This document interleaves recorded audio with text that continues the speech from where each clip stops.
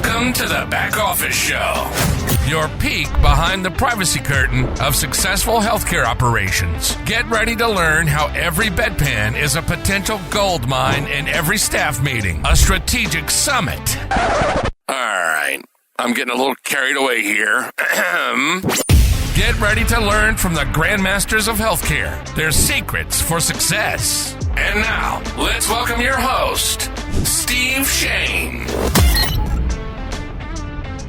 Thank you all for joining me today. This interview has been a very long time coming. Brian, welcome to the podcast. Thanks, Steve, and thanks for your patience, as it's taken us a long time, as you point out, to get this thing set up. Yeah, well, listen, the people that you're able to access quickly are not the ones you want to interview. Note if you ever have a podcast, right? If you're tough to get, that's the right people to get. Noted.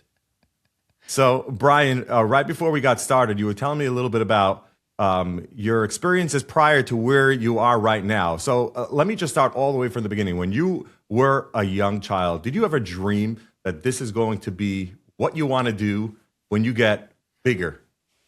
Oh, there aren't a lot of 8-year-old kids in Southern Indiana who are sitting around dreaming about being a healthcare lobbyist representing seniors and their providers. Definitely not. I always envisioned I was going to be a shortstop for the Chicago Cubs. And when the athletic ability escaped me about the time I got to high school or so, I realized better try something different. So my path is I think nobody has sort of a direct path in what we do, right? I went to Indiana University, studied public policy, was definitely a nerd of politics and all of those things. Okay, so you had an interest in it from early days. Okay, that's early days. At least a pattern. I can remember eating a bowl of cereal as a 7-year-old watching the Bush-Dukakis debate. So I don't know what it is. I was born the day Reagan was elected, so there must be something inherent political. But I got to college, realized I sort of wanted to make a go of this in the public policy space. And if politics came, it came. And couldn't find work, graduating into a rough market in 2004, and ended up interning at the Indiana State House for a state senator who, was in a lot of the really big discussions around funding for the Indianapolis Colts Stadium and tax authority and some of those things. So it was fascinating. And you had a merger of politics and sports right there. So it was your perfect absolutely spot. When you walk into a meeting as an intern and you think you're just going to go in and take notes for your senator, and you realize that Peyton Manning and head coach Tony Dungy are sitting at his desk, it's a little bit of a wake up call as a 23-year-old kid, which was a blast. But awesome. Going from that role, he was a bulldog and was somebody that the Indiana Healthcare Association thought if they hired his old intern, they'll get whatever they want. They quickly learned that was not the case, because he was indeed a bulldog. But that's how I came into sort of the skilled nursing and assisted living space, was through the Indiana Healthcare Association, running their reimbursement for a few years. Didn't know the difference between Medicare and Medicaid until a really good mentor by the name of Bill Hartung, who I think a lot of your members may know, sort of taught me the difference and took me under his wing a little bit. Hi, Bill, if you're listening. Great guy. But from there, it just sort of took off, and I landed at one of their member providers, Golden Living, after that. So you're saying your personality or the way you go about things is not the bulldog style. What is your style? Oh, I don't know. We were talking a little bit before we got started. I said, I don't know how anybody can be sort of a lobbyist and an advocate in the healthcare space without a little bit of a theater background. I spent a lot of time on stage growing up. Once the athletic ability left me and I realized I wasn't playing for the Cubs, I very quickly joined the choir and did a lot of singing, traveling all over the world with the Indiana University Singing Hoosiers, which is a phenomenal group. Did a lot of theatrical productions and grew my hair long once and slicked it back as Danny Zuko in Grease. Nice. Do not try to find those photos or videos, because I've burned them all. But I mean, I'll be honest with you, like having a little bit of a theater background, sitting across the table from, politicians who, let's be honest, many of them are performance artists themselves, has served me well. I can't agree with you more, because you're always performing. That's really what you're doing. You need to give across ideas. You need to communicate or get your intentions over to the other people.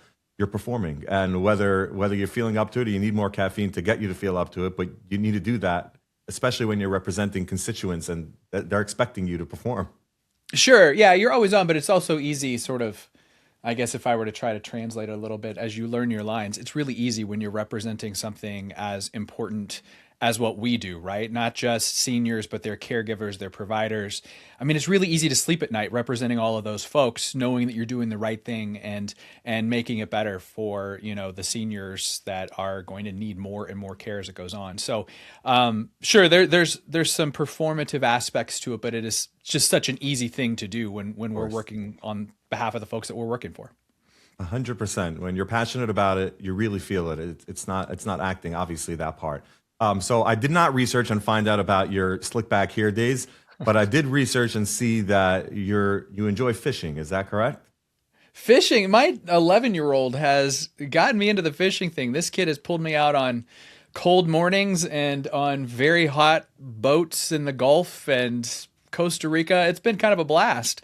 I'm no Emmett Reed, from Florida. Everybody knows Emmett's a big fisher. Yeah, sure. But no, it's a good time, and it's just to get away from devices and get away from loud voices, and just go spend a quiet morning with your kid. It's a blast. It's calming, huh? It really is. And are you a catch and release guy or a catch to eat? I'm trying to figure out your personality based on that. Oh man, my kid pulled. What did he grabbed a couple of fish in Costa Rica and asked if we could keep them. Cleaned them up. He cooked them himself that evening, and it was one of the best fish I've ever had. First trip out, he must have been 4 or 5. We went out here in Lake Michigan. I live off the shore outside of Chicago.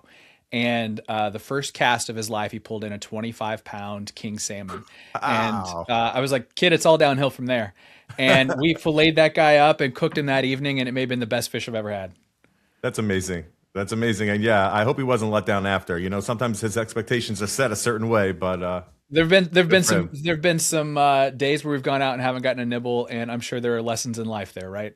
Absolutely. Absolutely. If this was a life lesson podcast, we'd have a lot to segue to. We're going to try to stick to the special work that you do, Brian. So we're in healthcare. We see what you see, and there's a lot of areas where we would love to make changes or suggest different ideas.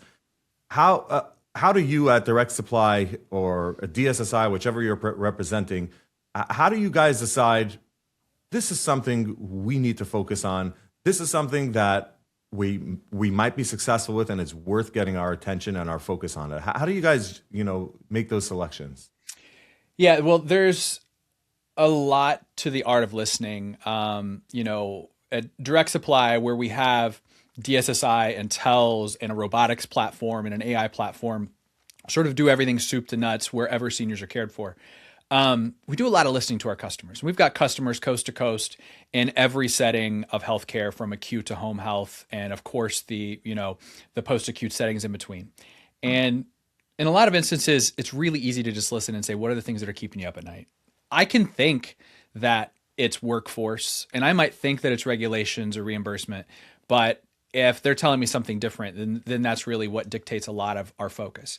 But at the same time, we think that we can use a lot of thought leadership and expertise in that policy space to say, hey, there's this opportunity. We think there's this grant program, or there is a regulation that I think we all need to fight back, because it may not be catching your attention as you're an operator and trying to take care of, your day-to-day business and taking care of seniors and keeping the lights on. We think you should focus on this. So there's a little bit of listening, and then there's a little bit of creative thinking too. We work really closely with all of the associations, be it state or federal, across the entire spectrum, from ACA, NCAL, Argentum, ASHA, and others. We work closely with Nick. We let data, a lot of the work that Nick does, let that guide a lot of us. And we've got a lot of clinical leadership too that can tell us some of those things as well. So it's obvious when there's something as just egregiously bad as like the staffing mandate comes down the pike. But then there are other programs that just might not get a lot of the play that should. $50 billion rural health transformation fund, an arcane provision coming out of the one big beautiful bill. We put a lot of boost behind that every time I would talk to providers to say, hey, you ought to be talking to your governors right now about this. So there's a little bit of back and forth. But I think that when we can develop the relationships with our customer base that we have over the last 40 years, that's helpful. When we can provide sort of honest thought leadership, because sometimes things are going to be really good in policy and sometimes they're not. And I think the more we can be honest with our customers and give them the full skinny and not just try to polish things to say that they're better than they are, I think that's built sort of 4 decades of trust at Direct Supply with our customer base. And it's been a really, really helpful back and forth that way. That's huge. And you don't have any bias one way or the other. You want to be transparent and give them the information as it is, because you don't have any horse in the race. You're just here to make sure that we can make things better for seniors in their facilities. That's it. I mean, I always joke, I've got a tattoo across my chest that says, we're not Republican or Democrat or red or blue or left or right. We're just pro-senior, right? And we're in this space, healthcare, especially senior healthcare, whereby politically, things are never going to be all good or all bad. You don't go to the polls saying, I hope my party, Republican or Democrat, just sweeps everything.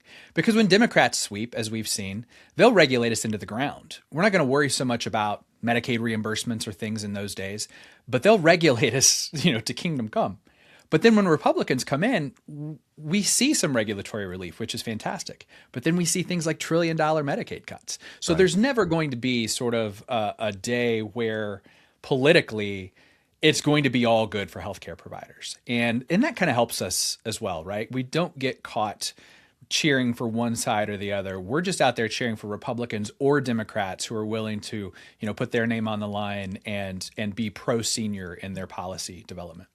That makes a lot of sense. I'm sure there is strategy that you guys have to think about what's more likely to get considered based on the environment, the political environment, I'm assuming. So if, let's say, when the next election season is, and that right now is a good time to possibly push a particular agenda, you can use that and be smart about it, but it doesn't mean you need to necessarily pick a side, so to say. That's exactly right. I mean, I always sort of develop, going into each election, maybe 6 months out, sort of a 2-column piece of paper that says, when the Democrats win, these are the things we are going to be really good for us. These are the things we need to lean in, play defense on. And the same thing for Republicans. And I used to say on election night, we'd rip it in half, but it seems like election night is not really the determining factor anymore. It's always weeks later when it gets specials and all these other things. When it's decided, you just rip that piece of paper in half, and that's your guiding document for the next 2 years. But we also see, though, that so many of these battles are now being waged at the state level, right? You can see in the one big beautiful bill, so many tough decisions. We're going to give you $1 trillion of Medicaid cuts, but 50 governors, 50 state legislatures, you all figure it out. So now it's not just at that federal level that we're leaning in on that. Now we have to think about what is the political makeup of Idaho and North Carolina and Florida and Oregon. And it just adds another layer of sort of advocacy sophistication that we're all going to have.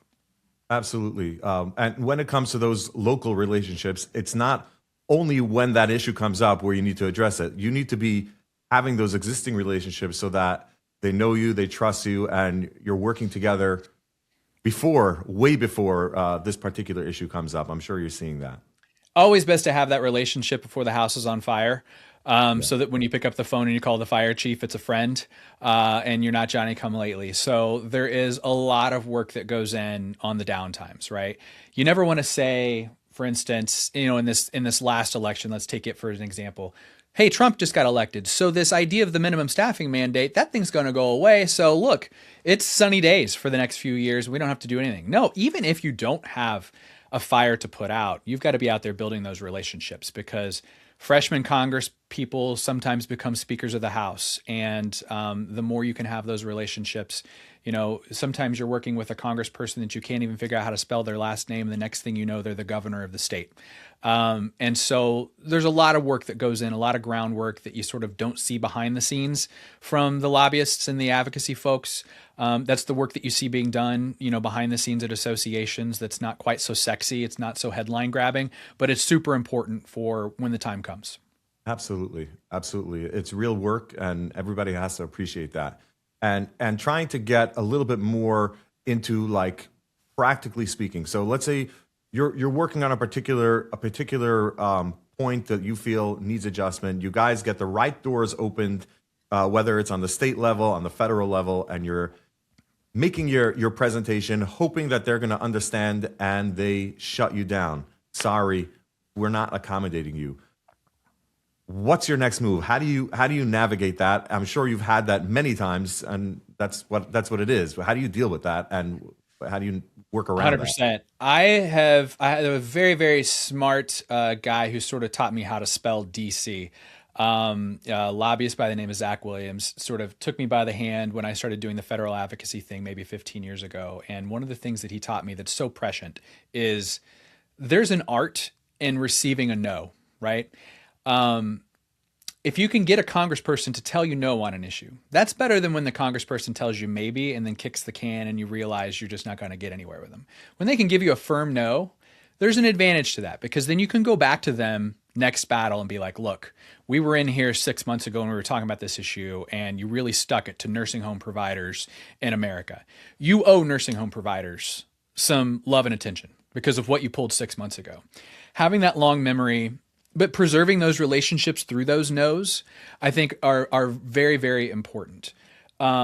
So that you can then sometimes, add that to your leverage and your negotiation skills as you're having those conversations. That's why so often when somebody does give you a no, if it's not egregious, it's important that you don't necessarily throw a punch, and call this person the jerk of all jerks in some digital, ad, because it's not going to get you anywhere if that person's going to be there for a while. Now, if that legislator or elected official has, been throwing punches and putting a stick in your eye for 2 decades, maybe you know where this person's going to stand next time around. And then maybe you do get a little more aggressive and you talk to leadership and you say, like, this guy's killing us. But there's an art to obtaining that no. There's always going to be another battle, right? So burning bridges, never a smart idea in this sector or any other, especially when you're dealing with politicians.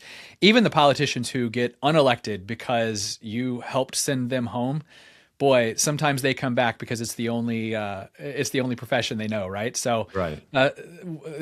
I'm thinking of one individual, and don't need to name names, but let's just say that there was a U.S. senator who put a lot of sticks in this sector's eyes for many, many years, and then you find out 5 to 10 years later, the guy's coming back and he's running for governor, or he's running for Congress, or he ends up cabinet secretary. It's just it's one of those things. So, it's really important to sort of keep the long game in mind, because this game doesn't have a finish line. We're going to be fighting for seniors when I'm a senior, right?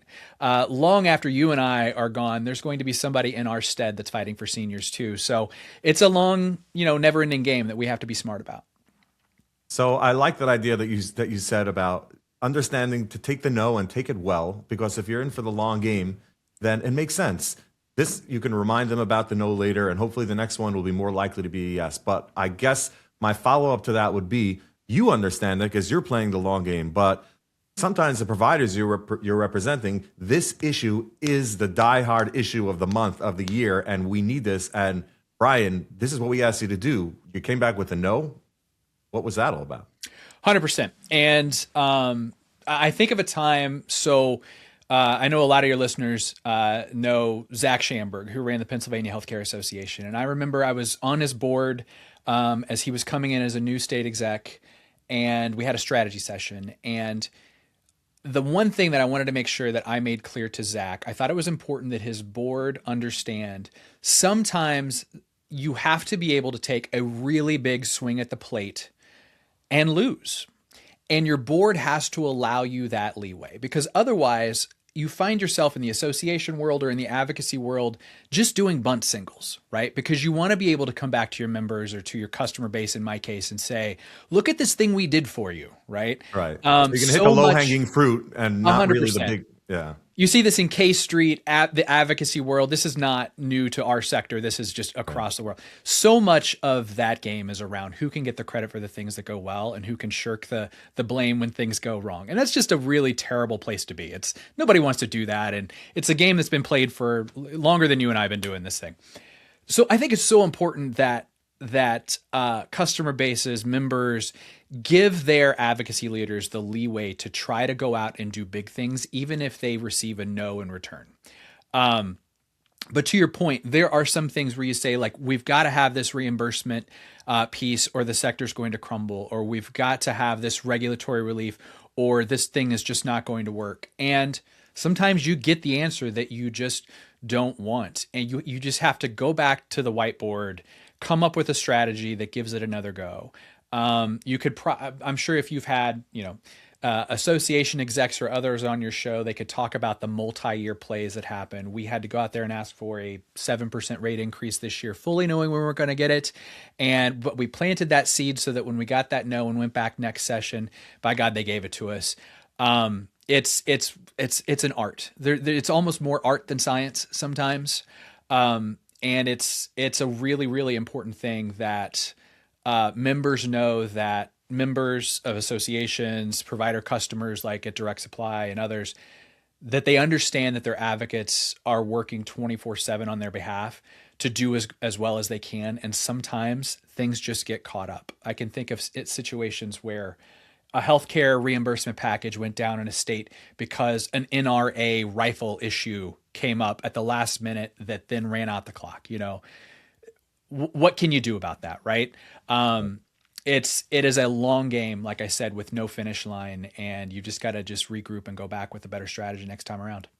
I like that. And you mentioned working alongside, some of the associations that also have the same understanding. I'm remembering when I spoke with Cliff Porter on this podcast, he mentioned that really his objective when he was used to do government relations back in the day, his focus was just on changing the political environment to be pro-seniors. So it's not necessarily this agenda, that agenda, but if the political environment changes, if the ear there is pro-senior and they understand what it is, then naturally a lot of these other policy changes can happen.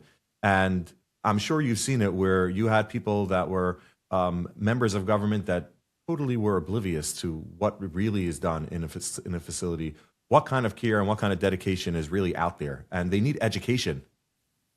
That's it. Yeah, absolutely. Cliff is fantastic at it because, I mean, look at Cliff's pedigree, starting, working the floor in a facility and then doing the government relations things for so long. I was blessed when Cliff moved from HCR Manor Care to the American Healthcare Association to run GR for Governor Parkinson. I backfilled Cliff at HCR Manor Care. So I've been trying to fill that dude's shoes for, 15 years now. Convinced Cliff wears a size 23, even though it doesn't look like it. It's exactly right. You have to change that perception in the education. So many politicians, probably still yet today, still picture a nursing home the way it was 25, 30 years ago, because they went to see their grandma when they were, 12 years old at a nursing home in 1985. And it's just so different now, right? There were just residents sitting in wheelchairs with not a lot of social interaction, no therapy. There was no therapy gyms or anything of that nature. Certainly there was not that mindset in a nursing home that you were going to get someone better, rehab them, and get them back into the community, which happens so often now. And just saying that just confounds people's minds when you talk to them because they have a certain mindset. Plus, you're fighting back against these ridiculous clickbaity headlines that you see in the Washington Post or the New York Times or others who, their business model is to get you to click on these salacious, sexy headlines. Nobody's going to tell this sweet story about how an executive director in a nursing home held a patient's hand through, a scary diagnosis, right? That just doesn't drive headlines. So there is a massive aspect to changing the narrative through education, through digital media, through social media, and all the other methods that we have. Because you guys are doing some of that, right? With the stories? We do a lot. Yeah. We just realized, we started out on the advocacy front probably 25, 30 years ago. Our CEO, Bob Hillis, decided that if, at the time, so much of our customer base was exclusively nursing homes. So if 75% of their reimbursements were going to come from the government and 100% of the regulations, we better be at the government, which is really how our advocacy program started. We created a political action committee because we knew we needed to be political. So, we deploy about $1.25 million every election cycle on behalf of pro-senior candidates that support our customer base. But then we realized there was also this area, and I was, touching on it with the Post or the Times or NPR or some of these egregious advocates or trial lawyers who have their, business models that are not exactly about providing good care to seniors. We realized we needed a mechanism to sort of push back on those things. So we started a 501c4 called Senior Living Advocacy.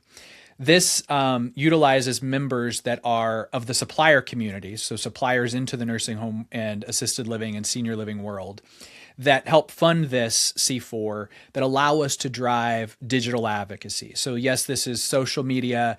These are videos talking about the wonderful things that are happening under a platform we call Tell Our Stories, which is basically, if there's one bad headline about a nursing home in Winnemucca, Nevada, where something went off the rails, as happens in every sector, in every industry in the world, if that bad headline can make everyone with a broad brush across the sector become bad guys, we just realized that there are 13,000 stories that happened that same day that are wonderful and heartwarming and that'll bring a tear to your eye.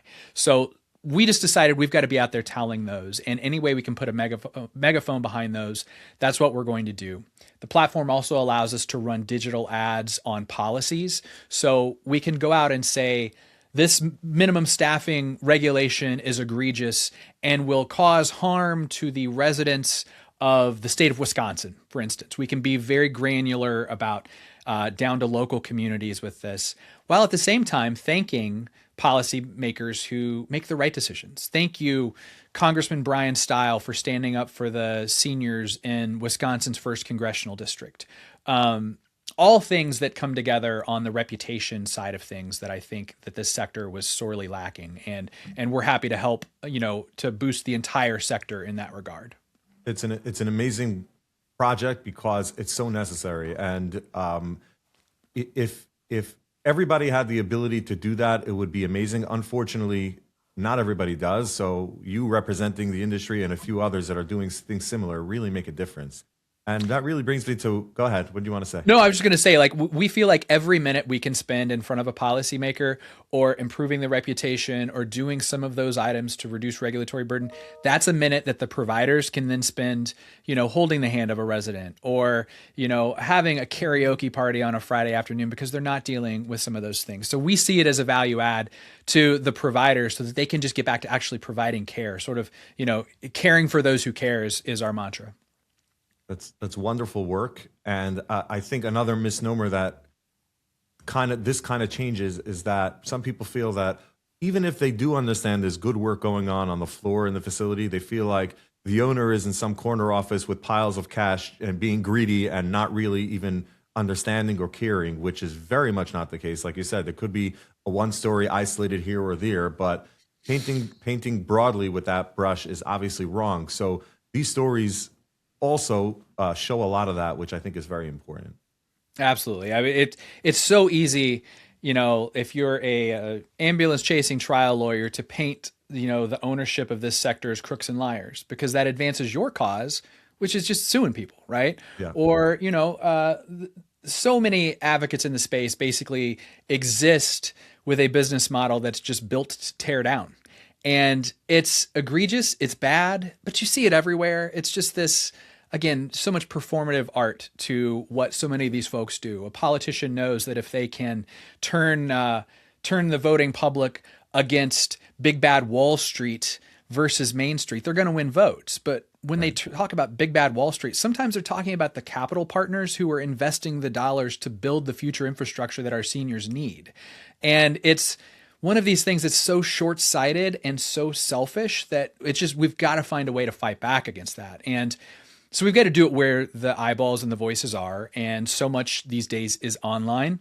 LinkedIn and Twitter and X and Facebook and all those places, that's where a lot of these policymakers are. And so, we'll take the message however it can best be delivered. It's not on a billboard anymore. It's not much on, a Super Bowl ad like it maybe used to be.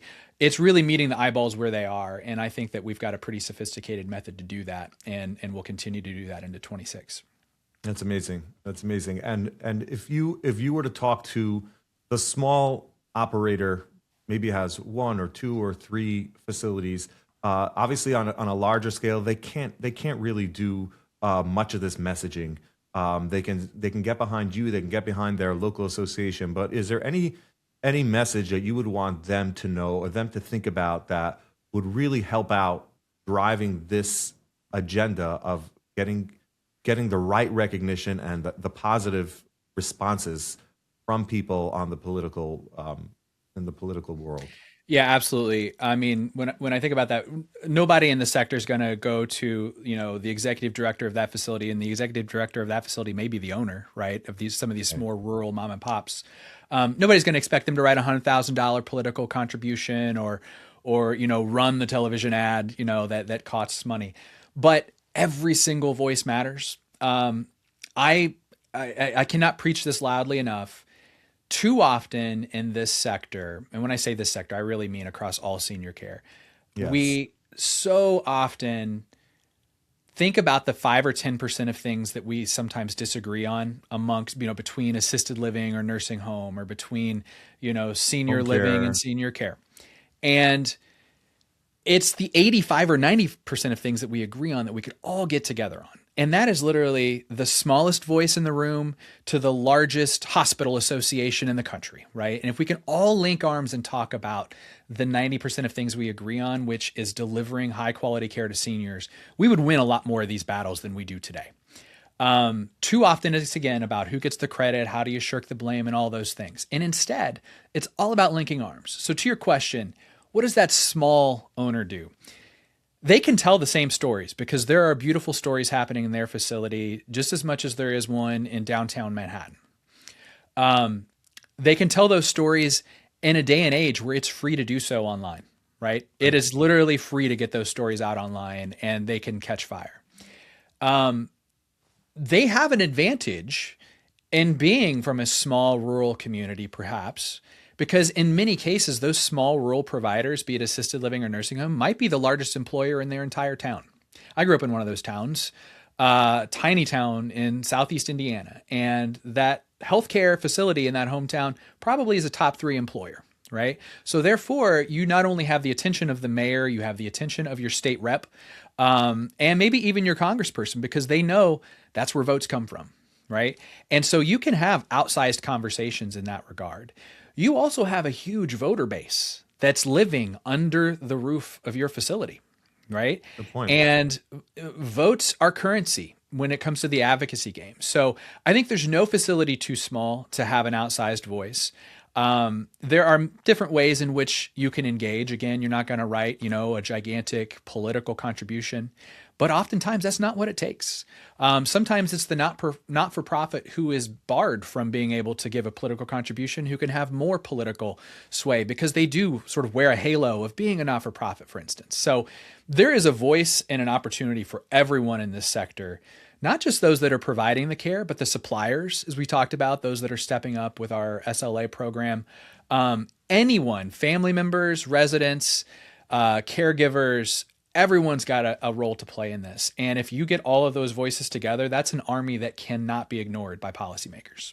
That's amazing. That's amazing. And that is the 85% that everybody agrees on. So why 100%. not?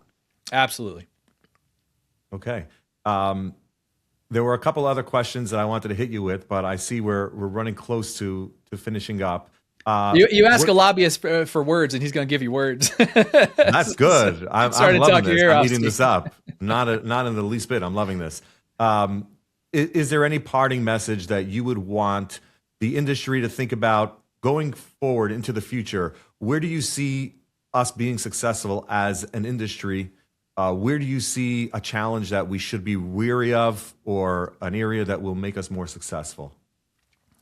I like it. Well, first of all, I mean, I should say thanks to voices like yours that are, putting some thrust behind, what this sector's doing, because it's always been so easy over my career and over my lifetime for a lot of folks to sort of look at this sector and sort of turn an eye. Nobody wants to think about getting old.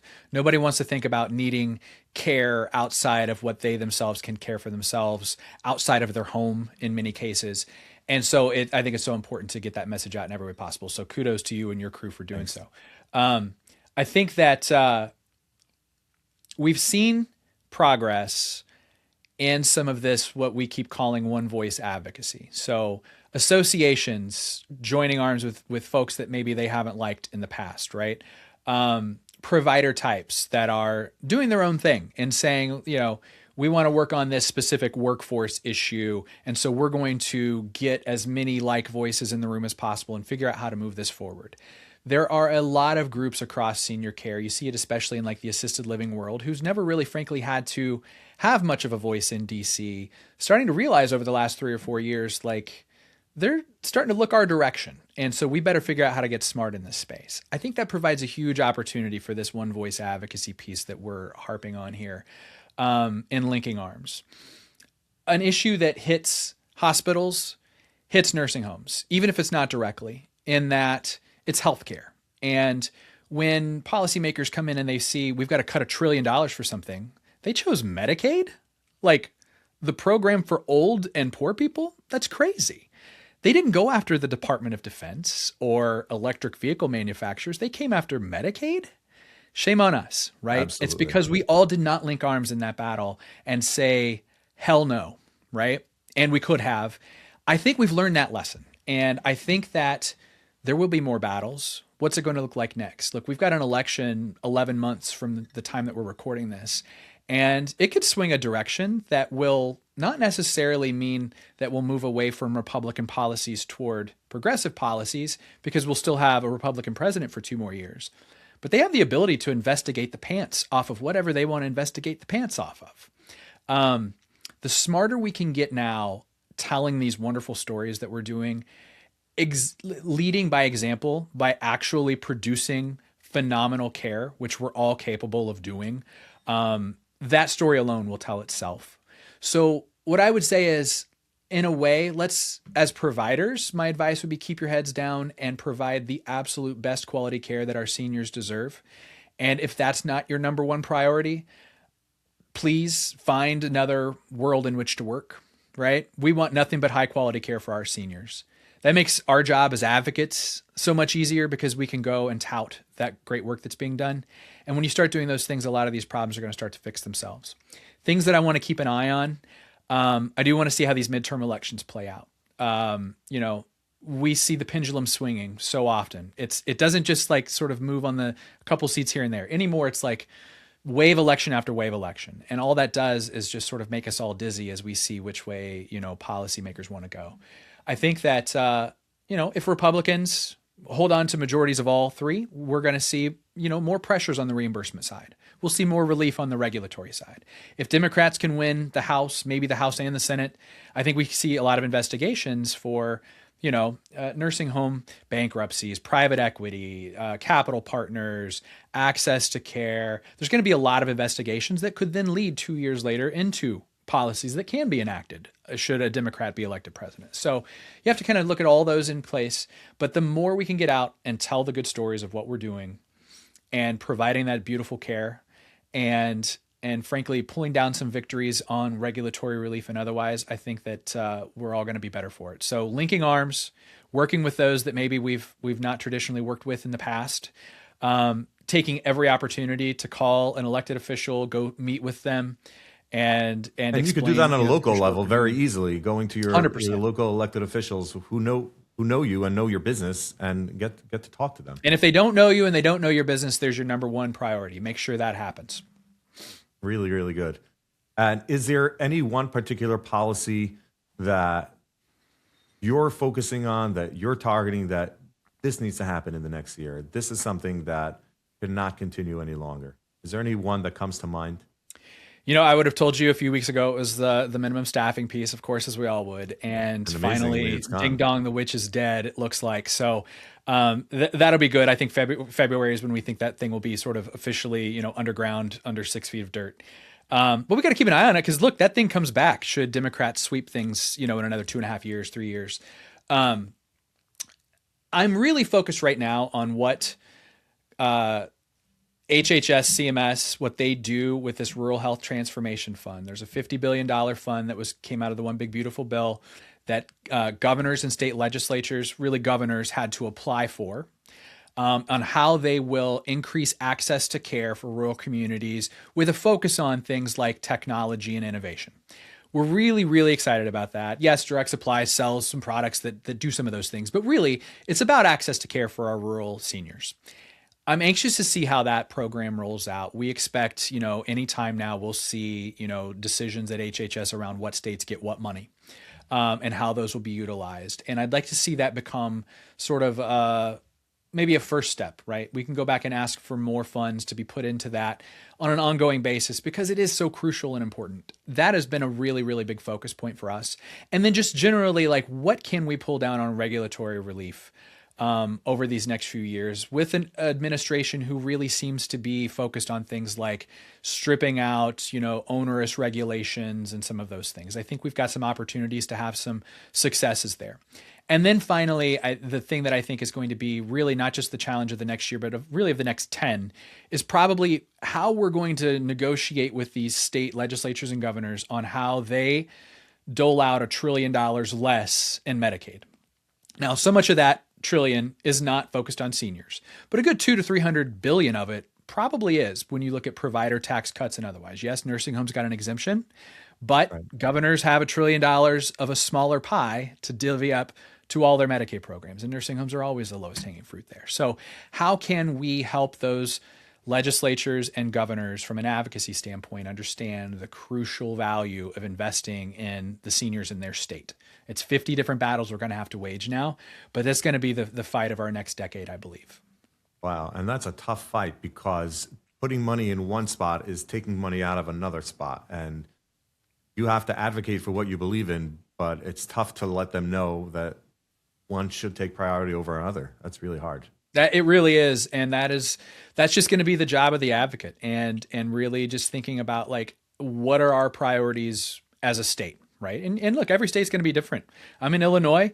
A couple miles away is Indiana. And those two legislatures and governors are going to see things very, very differently. But ultimately, we have to make them understand they have to be pro-senior. Look at demographics. You look at the infrastructure that we have not built. The best time to plant a tree was 20 years ago. The second best time is today. Like, we've got to start planting those trees today, understanding that we're going to need them in 20 years. And so it's going to be the battle of our careers, I think. And it'll be fun to wage. We're going to fix this thing. Amen to that. And with the baby boomers growing in population and moving into this sector now, it's like you said, the demographics are changing, and it needs, if not the same attention, more attention than it ever has. 100%. I'll hold your hand if you'll hold mine. We'll figure out how to fix these things together. There we go. Speaking of holding hands, are you ready to hold hands and start playing the game? Oh, yes, that's right. I forgot you got a game for me. We got a game. So we're going to try this. CMS is the name of the game. It stands for Clearly Misunderstood Standards. And what we're going to do is, and I'm putting you on the spot if you didn't think of anything, we're each choosing a CMS or HHS policy that is out there right now. One of us will mention a policy, and the other one has to give a reason why it was enacted, and wrong answers only. You can't say the actual reason. You have to come up with something that sounds very government-esque as to why they did come up with a policy that probably archaic, not necessary, and there's 10 other ways to do it much better. All right, I'll give it a shot. Let's go. Sorry, I'll give you a policy first. Does that work? Go for it. And just disclaimer, if I don't know what it is, I might ask you to explain it. So I hope you're okay. Oh, no worries. Let's go with this is one that needs to come down in the next few years. So this could have been my answer earlier for you. So how about the Medicare 3-day stay provision? That is a wonderful provision. So for those that don't know, the Medicare 3-day stay says that in order to be eligible to get Medicare coverage in a skilled nursing facility, you need to first be inpatient in a hospital for 3 days in order for you to then get eligibility for your 100 Medicare days, just for everybody listening. And the reason for it is very, very important, because when somebody stays in a hospital for 3 days, eating hospital food and really getting comfortable with a roommate and a curtain and people that are coming in and out of their room, disturbing their sleep, you really get accustomed to what it means to not being home in your own environment. And the government decided, how do we make people used to being uncomfortable and semi-private room ready? and they decided 3 days is just enough torture that when you make it in that nursing home, you're going to be elated and excited. I think is that the reason? I like it. It's just as good as the reason that's actually the reason, which is it was put into place in 1964, and we just decided not to change it because nothing else has changed in the last 60 years. Honestly, it's definitely something that needs to change on a serious note, because it should not be the way that we determine now if somebody needs the care or not. There are so many other telltale ways to do it, bananas. And clogging up hospital beds is not the way. But I'm going to think of something that maybe you can help explain to me, Brian. The 5-star rating system that's out there with nursing homes, where everything is determined whether they're getting in network with an insurance company or whether they're going to be on the chopping block for some other areas. Is that really the same way we rate restaurants, the best way that we're rating a skilled nursing facility providing life-saving care to seniors? But what's the deal behind it? So why the 5-star rating system? So, I think what the government has decided is, so if you think about, I know a little bit about this, Michelin star ratings on restaurants. They're rated from no rating to 3 stars. And if it's 3 stars, you're like the French Laundry, you're a Linea in Chicago. You are like the top of the top, 3 stars. And in the hotel world, I believe it's 4 stars, right? So they've decided hotels are that much more important than restaurants, because while you can skip a meal, you got to sleep. So they decided that nursing homes were that much more important than 3-star restaurants and 4-star hotels. And I would tell you, it probably is 2 stars more difficult to get a 5-star rating in a nursing home than it is at a 3-star French Laundry restaurant, because there are that many more inspections and that many more arcane regulations, and at any point they can change them on a dime. So what they decided is nursing homes are a full 2 stars more important than the best restaurant on planet Earth. That is an amazing explanation. I wonder what would categorize as 6 to 10 stars, but that would have to be something that's just life pumping, like immediate emergency care. But that makes a lot of sense, Brian. Thank you. Thank you for explaining that. The stars are there so that lawyers can sue and newspapers can write, I guess. And so, meanwhile, we're just providing care to America's seniors. It's just not that important. That's amazing. That's amazing. You want to take another shot at it? That's as far as I can go. I think that's good. I'm very impressed, actually. Like you said, part of this is performance, and I think you did a great job on the performance side of it. You actually convinced me that makes a lot of sense. You don't win a Tony in every performance, but I'll thanks for your effort. That's really good. I really appreciate your time, Brian. I know end of the year is busy, and I know your time is valuable, so thank you so much. Aside for being educational for me, I think everybody listening really doesn't understand the world that you live in and how valuable it is what you guys do behind the scenes and front facing, which you guys do such an amazing job. So on behalf of everybody, thank you. And again, thank you so much for your time. Oh, Steve, let me throw it back at you, though. Kudos to the work that you all are doing and the customers that you're serving. I mean, we've got to figure out how to do all these things together. So, high five from Chicago, and let's do this in person sometime. Absolutely. Stay warm. All right. You too. Thanks, Steve. All righty. Take care.